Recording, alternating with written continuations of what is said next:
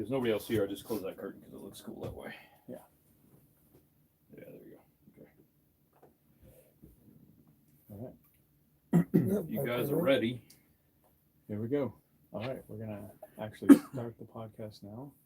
In 3, actually, let me get a water before we do We this. do have Wi-Fi, right? Yeah. ES Audio Recording Studios. Let me know when you're ready for the password. Go for it. It is uppercase. No, it's uppercase ESA.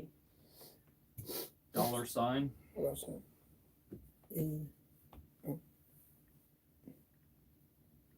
E S A $. $. 2017. Sweet. Okay. Thank you. Okay, Yes, nice. sir. Cool. So we have all the cameras on us, but we will focus on this camera here.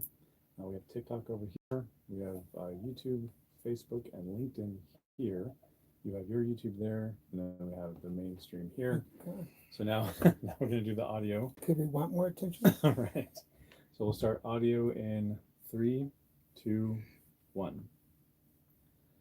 Welcome to Mental Fitness with Life Coach Tommy and Spiritual Coach Daniel.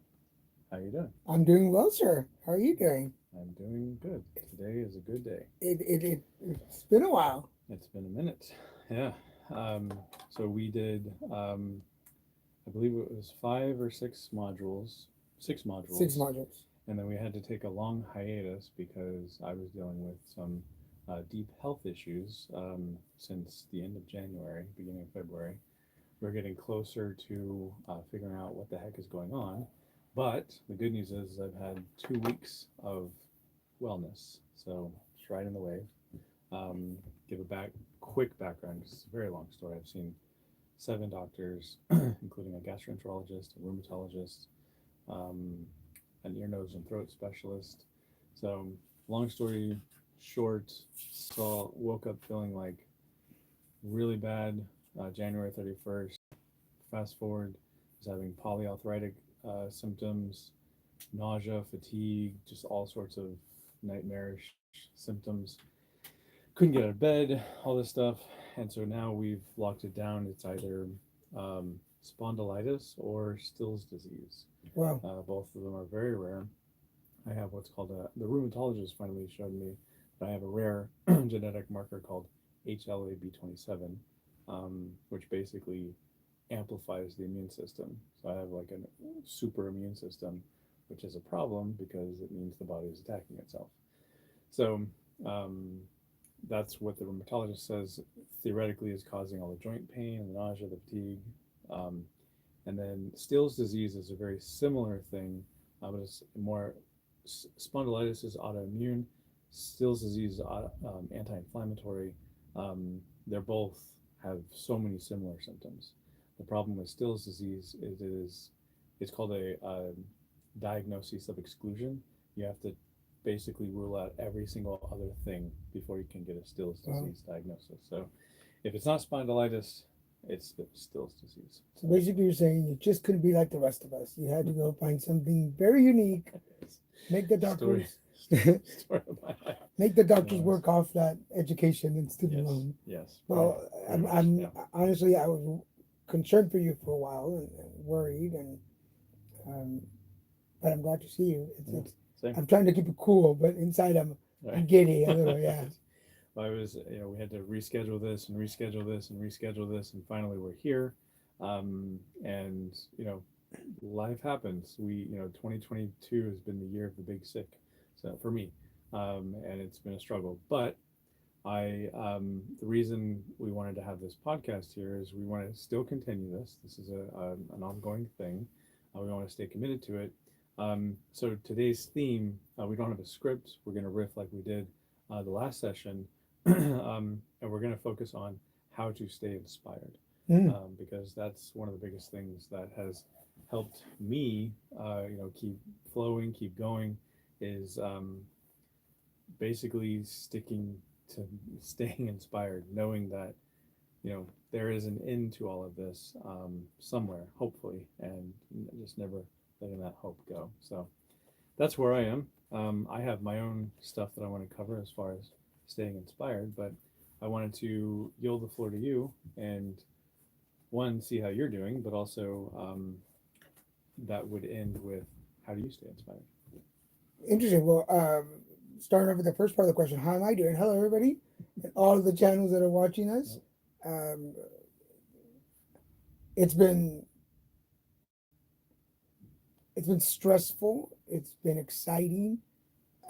It's been lonely at times.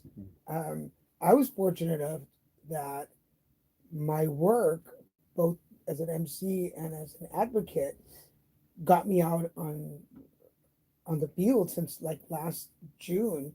So I started traveling over a year ago, which for anybody who's was traveling, getting to the airport, you're masked, you're not really talking to anybody. You get on the plane.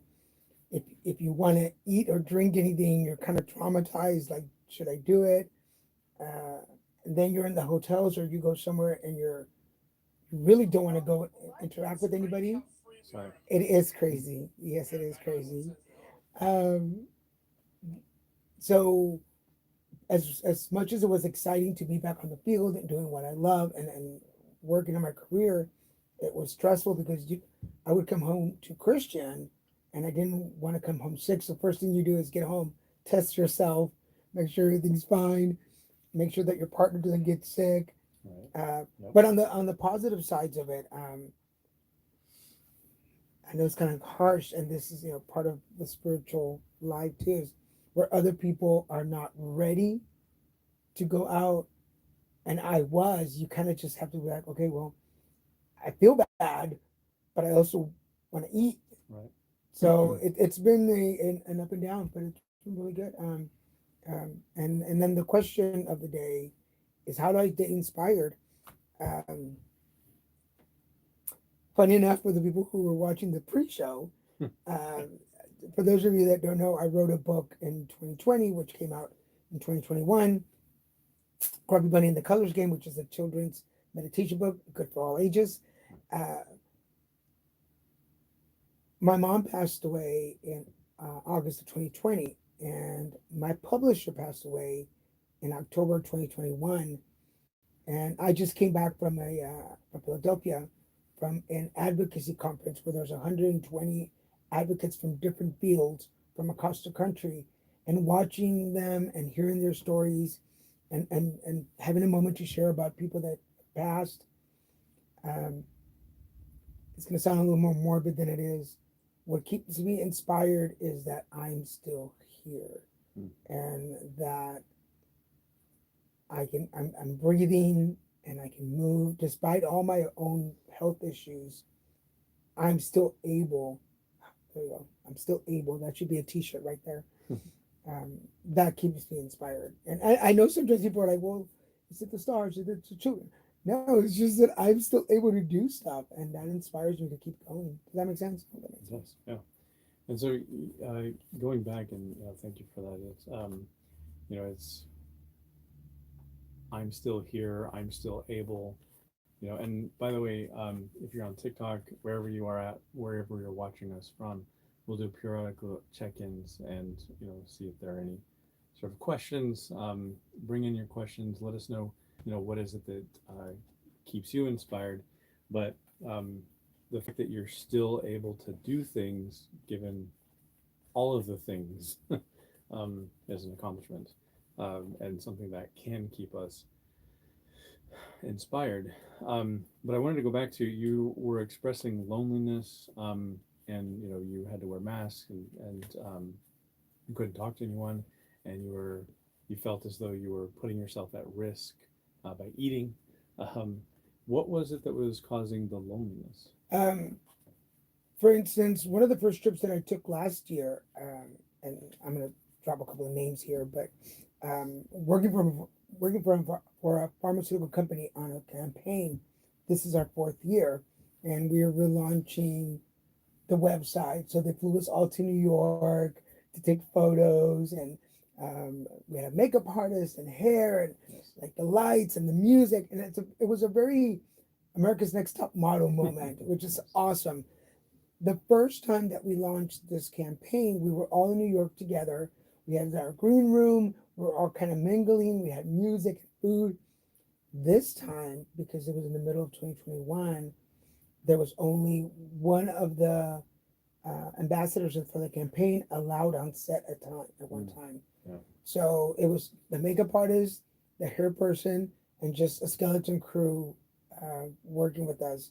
Everybody was masked. They weren't allowed to touch you. There was no hugging. So you were rushed into the studio, hair and makeup. Try not to talk too much because I didn't have a mask on because they were trying to put the makeup on. They rush you on set. Do what you need to do. There's a time limit. Get out. Rush them back to the hotel room. Get in your room.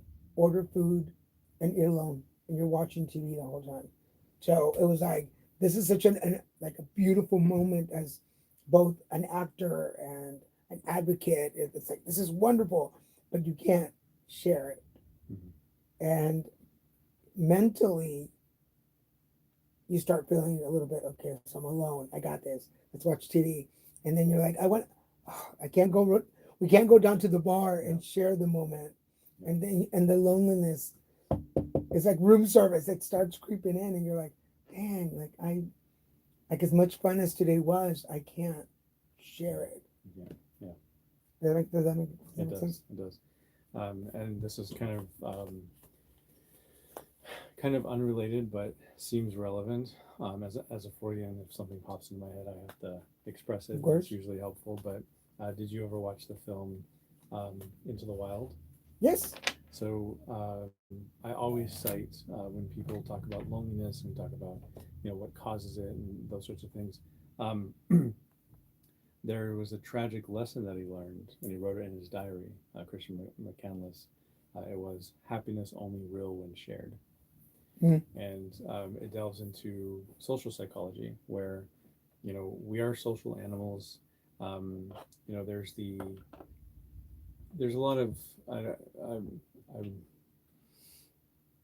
don't want this to be too academic, but I'll bring it out anyway. But you have the introverts, you have the extroverts, and you have the ambiverts, and the introverts are usually perceived as antisocial people, but they're not. They just an introvert is exhausted usually by social experiences, but they still want to have the social experiences, right? An extrovert is engaged and excited about social experiences. An ambivert obviously is a little bit of both, give or take.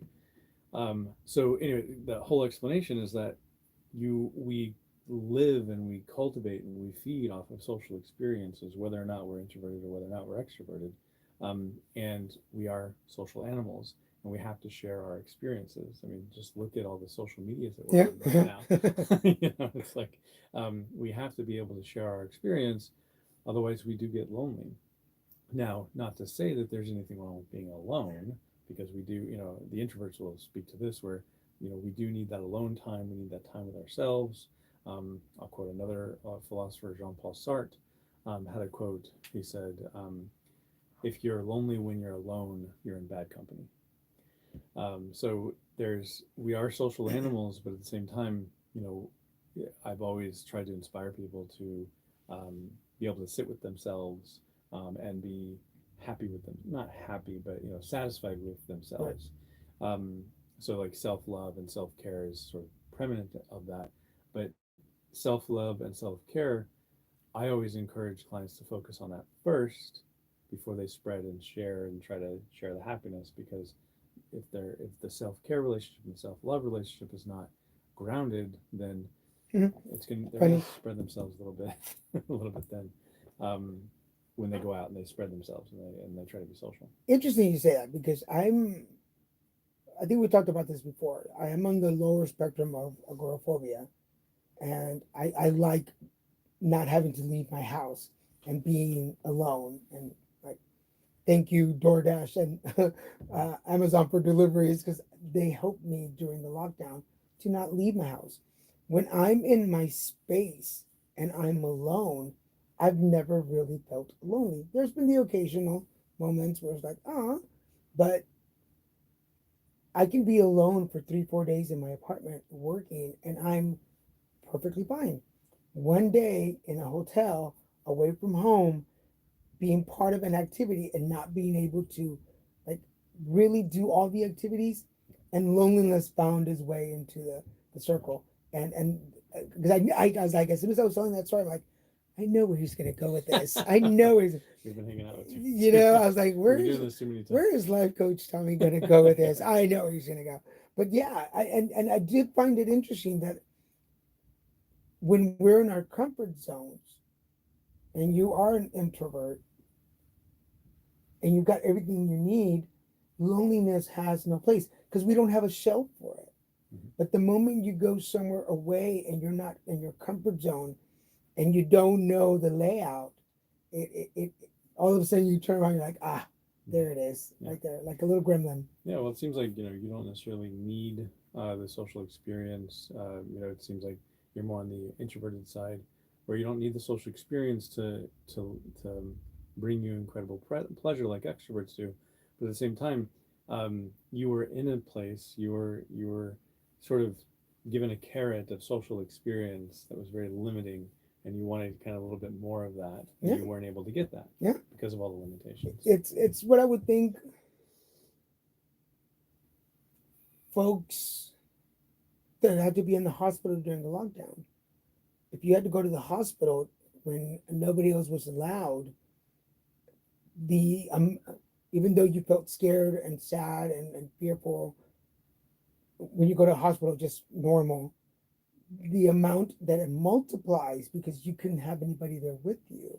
Yeah. And that's, I think, what, not to compare, and please, for anybody listening, I'm not saying that my story is compared to anybody who's in the hospital, but just the spiritually speaking, and the energy is, I'm putting out this energy hoping that somebody replies, and nobody is replying. When I'm home and I'm alone, I send out that energy online to order Right. food, Yep. to Yep. order, and somebody will come. At least somebody will come to my door and knock, and I know somebody's on the other side. Does that make sense? It does. Yeah, it does. So, heard. So, thank you for explaining all that. I was just, curious. I wanted to tap into that.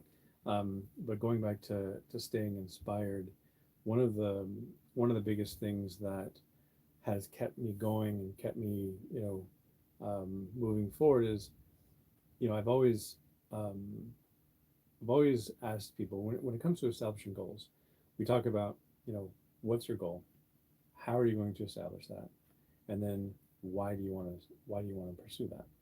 What value is that going to bring to your life? And so I've always had a very strong why, and I've always lived that why.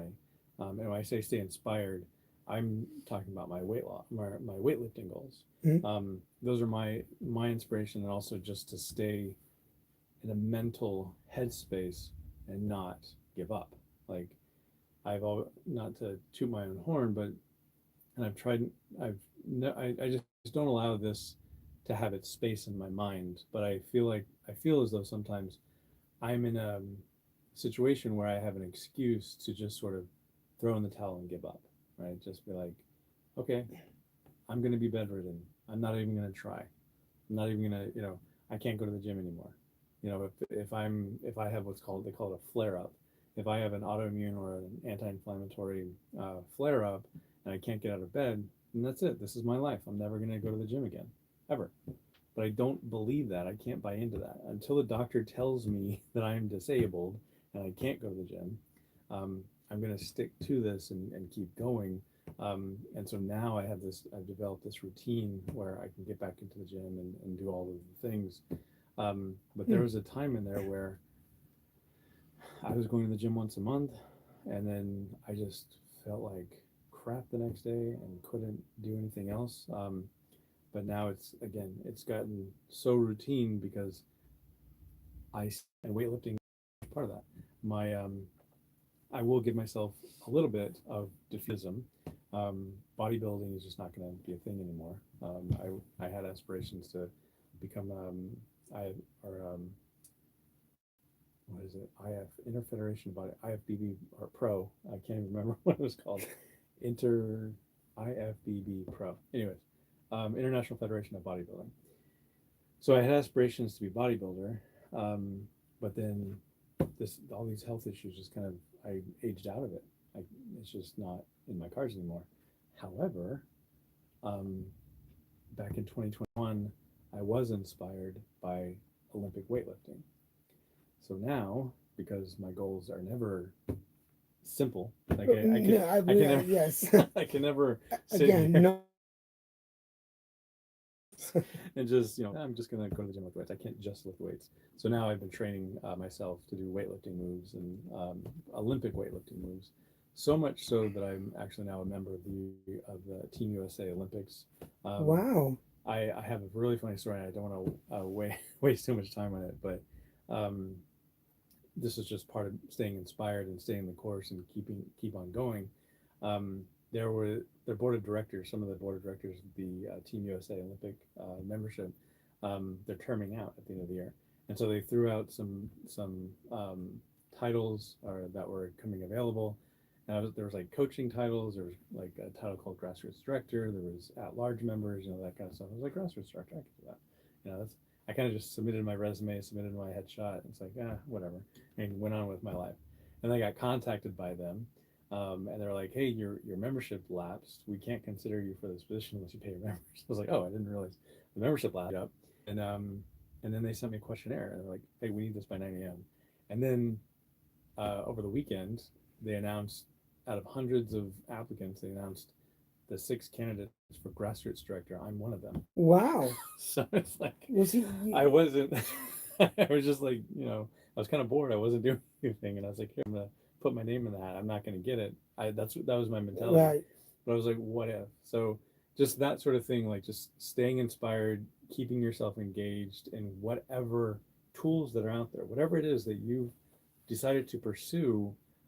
There's an organization out there. Yeah. There's probably a Facebook group regarding it that can help you stay inspired, that can help you engage. Because to your point with the loneliness, or the whole point of the loneliness, is that when it comes to social psychology, um, there are people out there who want to see you succeed.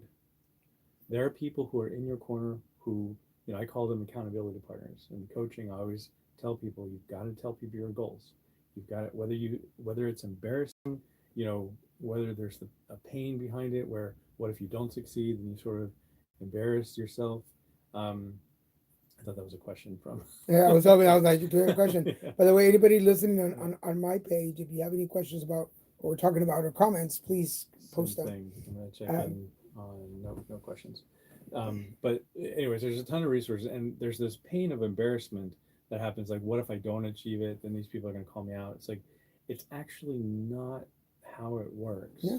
You have people rooting for you. You have close family members, and if they are of the caliber to judge you for not achieving that goal, you might not want those people in your life. Yeah, don't So- rethink your goal, rethink the people. Yeah. But I'm so proud of you, first of all, for that, because you're exactly what I tell people on the spiritual side when they come to me and they say, "Well, I had a dream before I got married, or before I had kids, or before I went into this job, and now um, I'm separated, I'm divorced, my kids have gone off to college, whatever the situation, but I don't think I can I don't think I can pick up my dreams again." And I tell them, no, you can't have that dream anymore, because that was the dream of a 18, 19, 25-year-old, 30-year-old person. You're now 40, 45, 50. Adjust the dream to somebody your age, and go for it. I mean, we've seen people in their 60s, 70s, 80s who are competing and lifting weights. So if you were my client, I'd be like, no, you may not go and compete against 19, 20-year-old little kids that are starting off, but you can adjust your dream and still dream it. It's still your dream. And those of us watching you in your corner are going to be like, wherever you get, we're happy and we're proud for you. Yeah. It's not our dream or our goal, so we don't know what's. And I say this to people all the time. What's in our minds as far as dreams and goals is not always what we say to people. Mm-hmm. We always underplay it to the world so that we have something bigger to aspire to. And I think that's awesome, because I know I have dreams and goals that people know a quarter or three quarters of it. And then when I do more, people are like, oh wow, like you reached your goal plus. I'm like, yeah. Do we do that for vanity or for ego or to lift our spirits? Spiritual coach, maybe. But I think nobody's gonna want it more than us. We're a dream and a goal have adjustment valves. You can change them and move them. Um, but I think the unrealistic and the hurtful or harmful part of it is to try, for me at 51, to reach the goals of 25-year-old Daniel. Because it's not possible. I've grown, I've experienced, my body has changed, but I can accomplish maybe even better things. Mm-hmm. Yeah. And that would be the limit. If you want to limit your dreams, then you limit the outcomes. Yeah. Ooh, put that on a t-shirt right there. Right. Well, I mean, there's one thing that I always remember, and it becomes more real the older I get, is that, you know, there's always the the aging mentality. You know, if I knew then what I know now, and the tragedy is that you're never gonna know then what you know now, ever. Even if you knew then what you know now, Yeah. you would have zero experience to back up the knowledge. And so it had to happen the way it is to get to you to where you are today.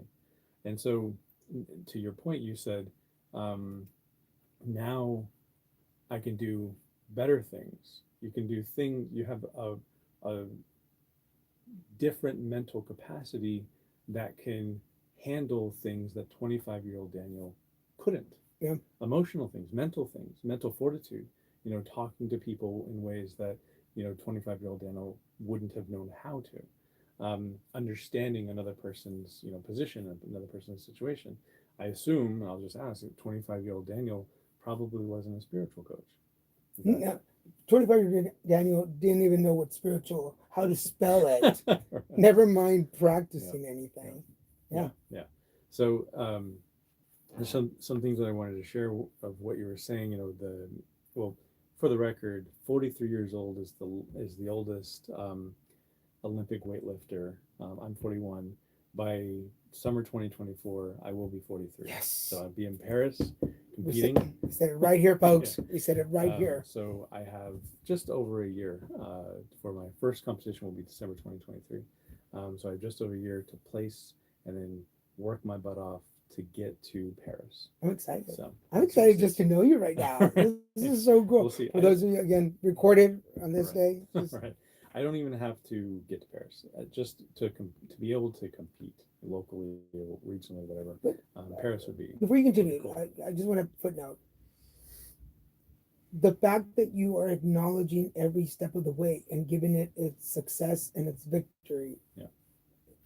To me, from my point of view, is if you're building like a stairway for a 2-story house and that first step is weak, you can't build the rest. Right. So you got to give it that success. Hey, I made it here. I built it. The foundation. Now I can move to the second step. Yeah. So and that's what I'm doing. Like right now, I'm just pre-training, and then in December, that gives me a whole year to train, to fully train before my first competition. So, I'm excited. I don't know. I got giddy. We'll see. No. But there was something that you said about the person who, you know, divorced and the kids have left and that sort of stuff. And I just wanted to take a moment and talk, you know, everyone has their own, what I'm learning is that everyone has their own perception of children, of how children take part in a parent's life. Everyone has their own perception. For my personal, I'm going to sound judgmental when I say this, there are weak parents and there are strong parents. There are abusive parents and there are apathetic parents. I agree with there's that. a whole wavelength of parental units. And again, I don't want to pass any judgment towards, you know, it was a client of yours? Yeah. And I've had several people that come to me and say, this has changed in my life, and we do a session and we'll get to the dreams part, and they're like, well, I could never go back to that. And I tell them, you're right, you can't. And sometimes they get that look on their face like, aren't you supposed to be supportive? And I'm like, I'm not supportive. I'm just not supporting your dreams from 10 years ago. What are they now? Can we adjust them? So that's, yeah. Yeah. So kind of unrelated, but it reminded me of when my daughter was born. There was a friend of mine who was checking in, and I sent her pictures of my daughter and everything, and she said, "So, are you going to still pursue acting, or are you going to get a real job?" And I remember that. she said it from a You place told of me that, love. yeah. Yeah, she said it from a place of love. Um, she wasn't trying to be, insulting or offensive, but I said to her that my goal is to always inspire my daughter. So it's like doing the real job.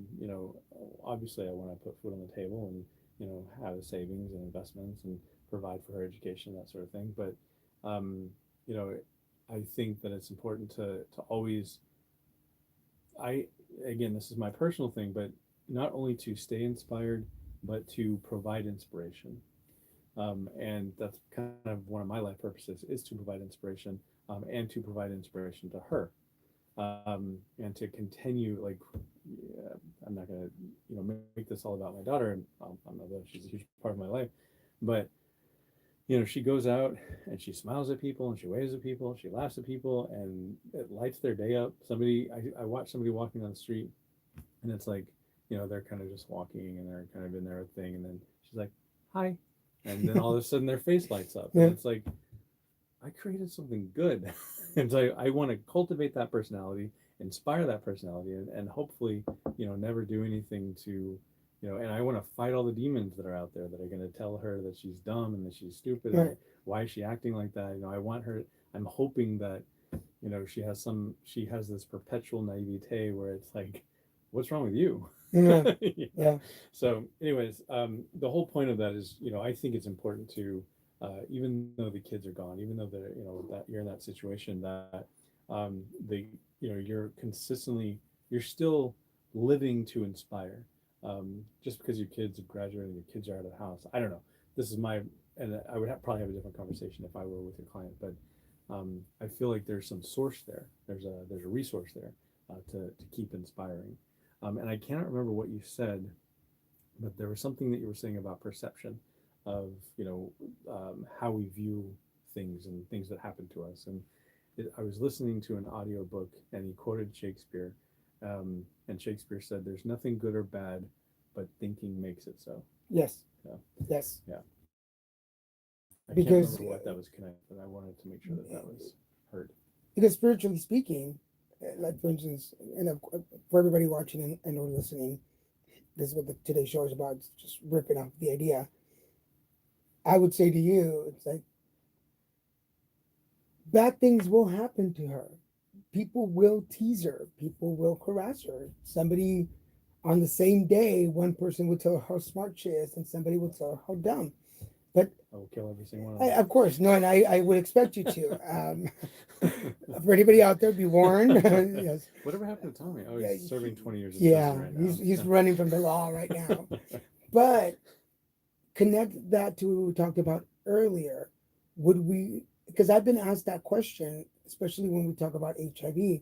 Would I go back to me before HIV and warn me? Hmm. And I'm like, no. And people kind of arguing, and I'm like, it's made me who I am today, and it's given me the career that I have today. My biggest, for everybody out there, I subcontract and I'm a consultant for several things, but um, my biggest thing right now is to consult in the HIV community and for companies. And I'm doing quite well, and my name is out there, and my reputation is growing. And so, would I go back and change that, knowing what I know now? Probably not. Because my mom was here and you asked her that question, she would probably say, as a parent, yes, I would go back to that day when I got infected and change that moment. But that's her perception of how my life should be. Yeah. So, as a parent, I'm with you. Like, yes, we were, and I get that now because we were just asked a couple of months ago to be godparents to a friend's little boy. And Christian and I are very excited about this. We've already warned them that we're going to spoil them to no end. and that we're going to teach them everything we know, good and bad. And they've already warned us that we're going to be watched very carefully. Sure. But Sure. I would hope, and the reason what we said to them is, I hope that when he is ready to go out into the world by himself, he can look back on the things that we showed him or that we had him learn, good and bad, and he does the best thing he can with those. And I think that's what parents want it for us. I'm sure that's what you want for your kid. It's like, hey, Sophia, like, go and be amazing. Yeah. But somewhere down the line, you're going to trip and you're going to fall. Yeah. And when you do, learn from you right now that although you've tripped and fell health wise, which not literally, that you're getting back up and you're doing the best you can. And that's, I mean, does that make sense? I don't know. Yes, And yes. and that is inspiring.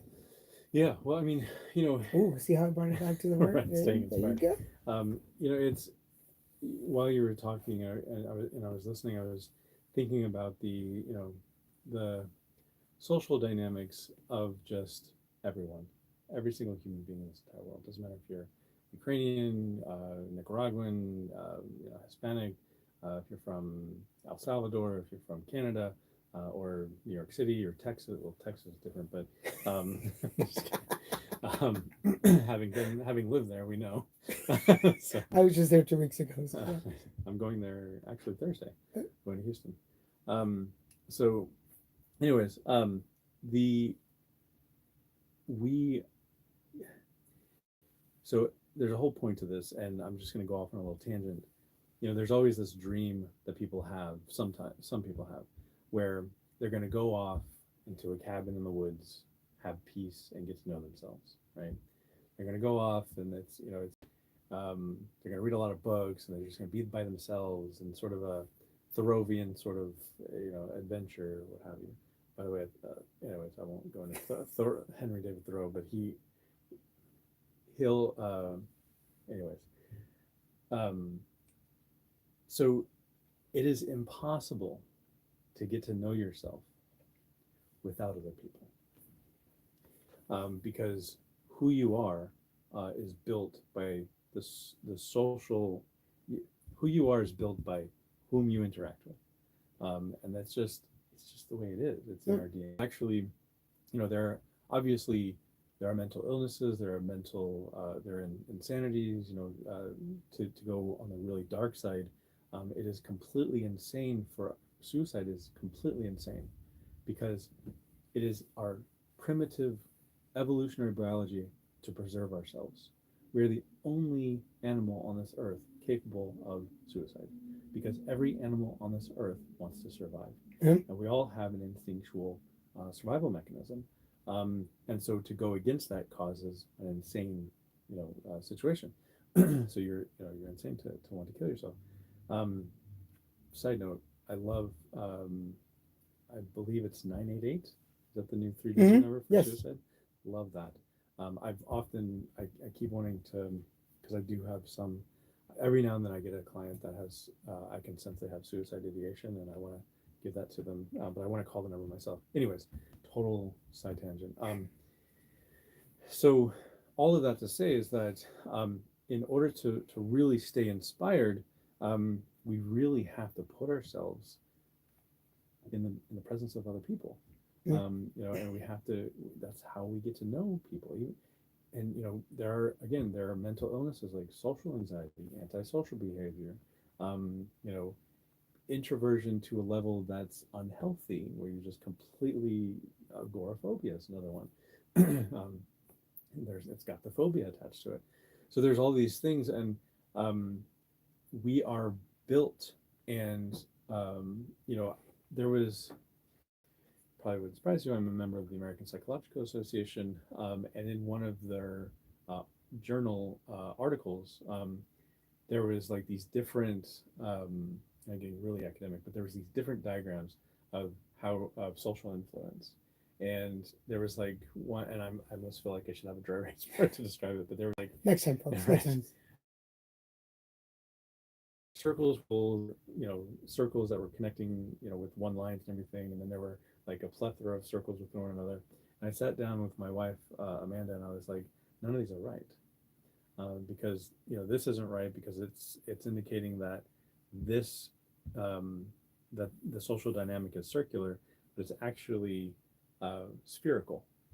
It's like you can't portray social dynamic, behavior on a two-dimensional surface. It has to be three-dimensional because this thing over here can affect this thing over here in a multitude of ways. But it also can be self-referential because it can also affect. It can also bounce back and affect its origin. Because it's because that's if I inspire you and the inspiration I gave you evolves into something else that inspires me.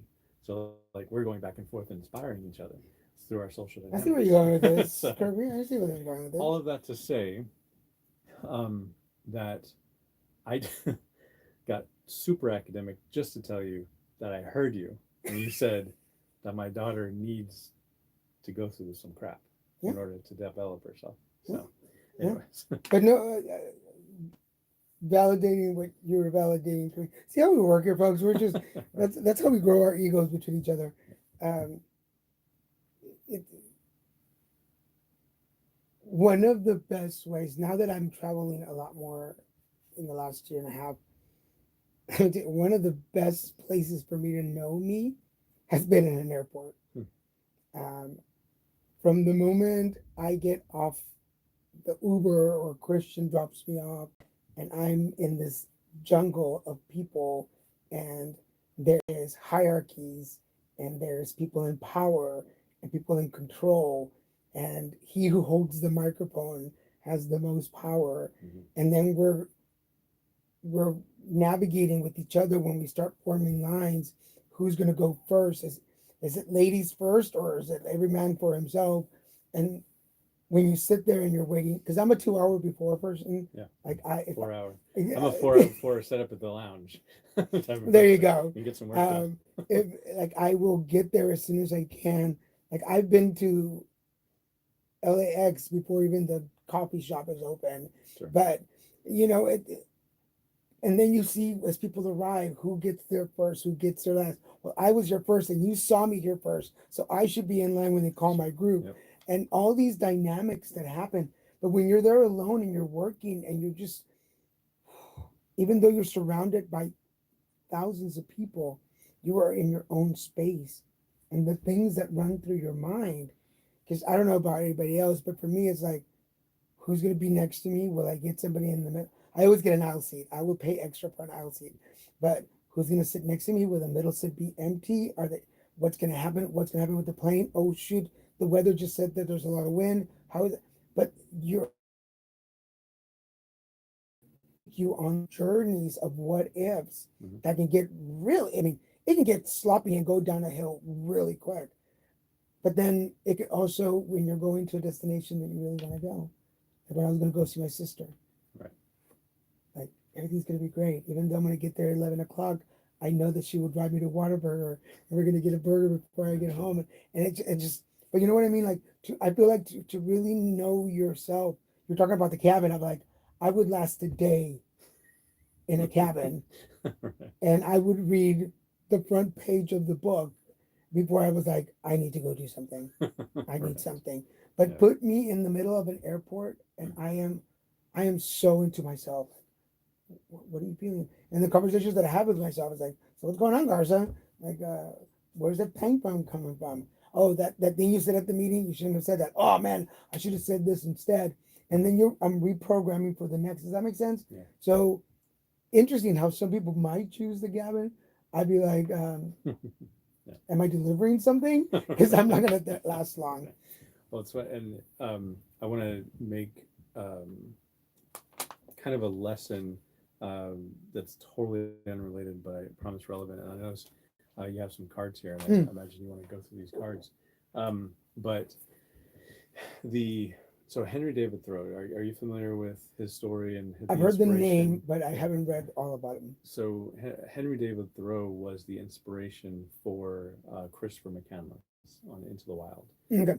He was a devout reader of Henry David Thoreau, and Thoreau was, he was Jeffersonian in the sense where Americans should be self-sufficient and not rely on too many things. And so he actually went out and got rocks and stones and like built a very small house for himself from the ground up on his own. Excuse me, with the last remaining money that he had. Um, and so Christopher McCandless got inspired by that and went out into the wild and died. Because the thing he missed, Christopher McCandless missed, is that Henry David Thoreau didn't build this thing from the ground up and then lock himself up away from society. He literally lived 30 minutes walking distance from the local city. So he would go and he would retreat and he would be by himself, but he would walk into the city and hang out with people and drink with them and, cavort, whatever. And then he would walk away and then he would go home and he'd be, by himself, and with his own mind. So, Christopher McCandless got the message wrong. Moravians usually miss that part of it, that he wasn't just locking himself away in a cabin for an indefinite period of time. It was 2 years that he did this. He had a social outlet. He needed that social outlet. Got it. You cannot have that antisocial space unless you are mentally ill. That you're completely antisocial. That you could have the diagnosis of antisocial. It's part of the. I'm not going to say it. I was going to get really academic, but it's a clinical disorder, and so anyways, it's so I just wanted to make sure that whoever's listening, whoever's watching, and they're inspired by Thoreau, just make sure your inspiration is accurate, so that you're being inspired by the right things. And it's I'm not going to get too off the spiritual stuff. But it's kind of like when people read the Bible, and you only take the parts that benefit you to prove your point, but you leave out the parts that would contradict it. I think we all do that. I mean, even in spirituality, it's when you're meditating or when you go into self meditation and the messages from spirit or the universe say stop it, and you don't agree with that. You're like, I'll stop next week. I'll stop in the next meditation. Right. Yeah. So, Exactly. So. Anyway, so we've got about 10 minutes left. TikTok has not been nice to us. I guess they don't like that we're doing a podcast. It's been zero this whole time. How dare they? We've had people join and leave, but there's usually when I do like a live TikTok and I'm addressing the camera, I get like 150 people in here and they're like asking questions. That's what I was hoping. But TikTok algorithms are like, they know, like somebody's watching us right now. Like somebody who works for TikTok is watching us right now. It's like they're not going to get podcasts. They're being selfish and keeping the lesson for themselves. Yep, exactly. So anyway, so you have cards. So for everybody, we talked about this the last time that I was working on my own spiritual coaching style, which is called the alignment, which has a little bit of life coaching, has a little bit of spiritual coaching onto it. And with that comes a deck of cards that I'm still yet to publish because we haven't found the right publisher for it. But for those of you watching today, if you want a little spiritual coaching exercise, here are the 7 cards of the 7 words to work on for this week. Got it. So number 1, and we're starting from the bottom up, on your root chakra, your foundation, are you being grounded? So I laughed when you said grounded. Yeah, of course. Some of these are smaller than they have to be, but I'm still working. Remember, this is a prototype, folks. These were made at home with tape. But grounded. Your foundation, your root chakra, are you being grounded? In your sacral chakra, in your balance, are you working on your creativity? So are you staying grounded? Are you being creative? Creativity. In your solar plex, which is your gut feelings and your intuitions, are you trusting your motivation? Is your motivation correct? And are you believing in the motivation that is pushing you forward? On the heart chakra, or the intake office for everybody is our heart. Are you being compassionate towards yourself and other people? Because sometimes we're not. Sometimes we push ourselves too hard and things get a little hard. On our throat chakra, or our voice, and for everybody out there, the voice is meant to be first for me. Am I speaking to myself first and then to others? How is your communication lately? Are you communicating to yourself the things that you need to keep you going? We talk about linguistics a lot on the show. Yeah. Are you using your linguistics for yourself for the better, not for the worse? Number 6, which is the brow chakra. I didn't show this. The brow chakra is your dreams and goals. Talking about dreams and goals. Do you have a strategy to get to to complete your dreams and reach your goals? And then finally, the seventh chakra, or the final level, is your crown chakra, or your connection to the world. Are you understanding what's really happening out there? So the way that this works when my clients work with me and we do a whole alignment, this is a one session alignment, is, are you understanding the strategies that you have, and are you communicating them to yourselves accurately? Are you having compassion for yourself so you can feel motivated to be creative and stay grounded? Nice. And there is your alignment for the week. Cool. Well, I will, as a life coach, I will step in and basically, obviously you need to be grounded, but this is the one thing that's really shining out at me. These, not, I mean, you've got No, go your for it. thing, but so these are all very important, all very important. But I think with where my life coaching comes in, I focus a lot on self-care, self-love, and communication is, well, communication and compassion, compassionate communication. Essentially, the communication we have with ourselves is going to affect, the communication that you have with people. If you're, if you hate yourself, if you're toxic with yourself, if you're abusive toward yourself, you're probably going to be acting that way to other people. But if you love yourself, you feel completely confident with yourself. If you remain inspired, you're probably going to contage that. I guess I shouldn't say contage, but you're in this post-pandemic world, but you're probably going to spread that. There's no other word. You're probably going to inspire that sort of attitude onto other people. Yeah. And so I always encourage every single one of my clients will go through these two cards before. Like this will be my in order to get to this and to travel through all of these. We start here.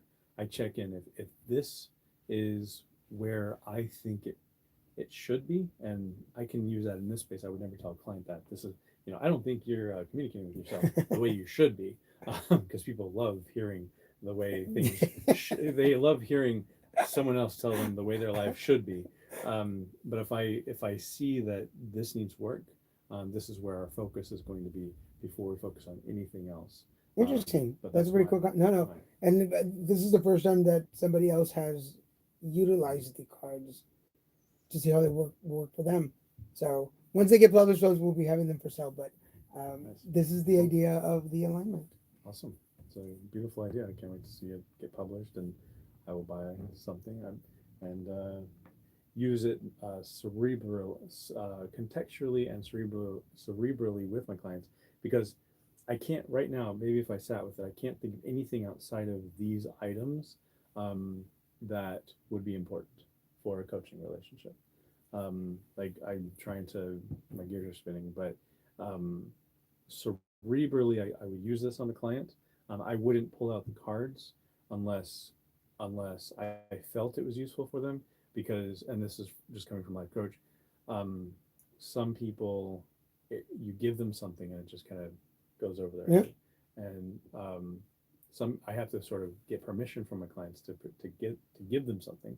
I always ask people, if I feel like somebody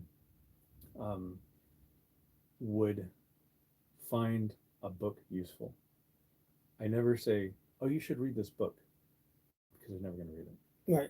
If I tell someone you should read this book, they're never going to read it. But if I say, if I recommended a book to you, would you read it? I usually get the responses like, yeah, sure, anything you recommend. It's like, read this book. Yeah. In fact, I'll buy it for you. And that's the interesting part, because really... in my career, it started card readings. It's about the spirituality, and the best way to get a message to my clients is, let's do a reading. But if I can combine some logic into the spirituality, For sure. Yeah. then they get it. But if you come to me, there's a lot of writing. Yep. It's an hour of writing and questions and hopefully some crying because we're making breakthroughs. Right. And then there's homework. Yep. So yeah, but that's what I love working with you because we have such different styles Yeah. that I learned something from you. Yeah. I mean, I And would I never say it learned- in public, but right. And I learned stuff from you. And you know, I'll end on this note that you said, I hope we're crying. I love it when my clients cry because it means they're growing. yes. And I thought, I always had this thing, I've never read it anywhere, but I swear to God, it's probably part of a therapist training to get their clients to cry. I feel like therapists are satisfied when their clients cry, and there's actual psychological proof that it's healing when you cry. So I will just send that message out to everyone. Never underestimate the power of crying. The only time that it backfires a little is when I get hired to do events and everybody there's music partying going on and there's a person crying at my table. That's not that's not such a good thing to do. Sure. But hey, that's what they pay me for. So where can people reach you? Easiest email to get me. Easiest email is danielggarza@hotmail.com. I know people are like Hotmail, but hey, it's my name. So danielggarza@hotmail.com, and you can just find me there. Cool. Do you have a website yet? Yes, littlemexicanproductions.com. LILMESICAN productions, all one word, .com. Great. And then you can reach me, Life Coach Tommy, at support@lifecoachtommy.com. You can follow me on TikTok. I'm at Life Coach Tommy. I was going to say .com. It's just at Life Coach Tommy. And my website is lifecoachtommy.com. So thanks for joining us. I hope you stay inspired. Any final thought? It's great to be back. All right. Till next time.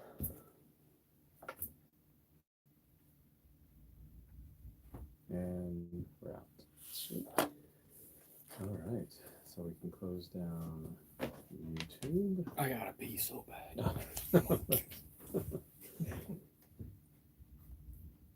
And that's the last thing I got in my life. What was that?